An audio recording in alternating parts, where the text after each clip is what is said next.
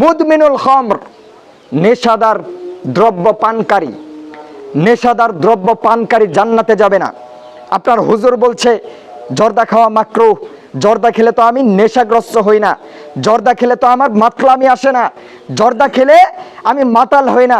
হুজুরকে বলতে চাই, হুজুর আপনি জর্দা খান, অল্প করে খান। সিগারেট যেই ব্যক্তি খায় বলে আমি সিগারেট খেলে তো আমার নেশা হয় না, মাতলামি আসে না, আপনি তো অল্প খান। আপনাকে যদি আজকে এক মুঠ জর্দা একসাথে খাইয়ে দেওয়া হয়, টিকতে পারবেন? দাঁড়াতে পারবে?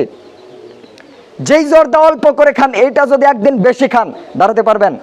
আবার আপনার তো খেতে খেতে তবিয়ত নষ্ট হয়ে গেছে, আপনার কিছু হবে কি করে? যারা আমাদের মতো সুস্থ সবল মানুষ, জীবনে জর্দার কাছ দিয়ে যায় নাই, এদেরকে যদি একদিন একটু জর্দাও দেওয়া হয়, টিকতে পারবে না, পড়ে যাবে।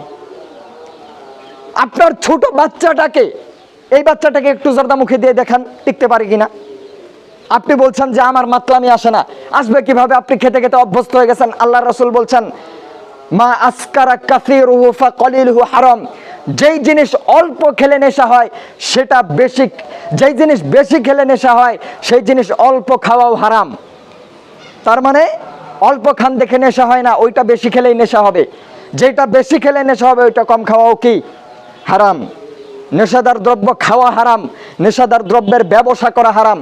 তামাক, জর্দা, গোল, বিড়ি, সিগারেট খাওয়া হারাম। তামাক, জর্দা, গোল, বিড়ি, সিগারেটের ব্যবসা করা হারাম।